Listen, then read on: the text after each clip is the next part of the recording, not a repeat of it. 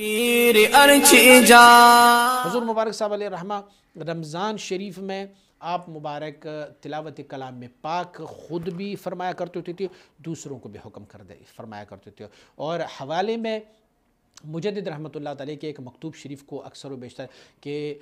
مجدد رحمۃ اللہ تعالیٰ نے فرمایا ہوا ہے کہ شہر رمضان الذی انزل فیہ القرآن، اس آیت سے یہ معلوم ہوتا ہے کہ قرآن اور رمضان کا آپس میں بہت گہرا تعلق ہے،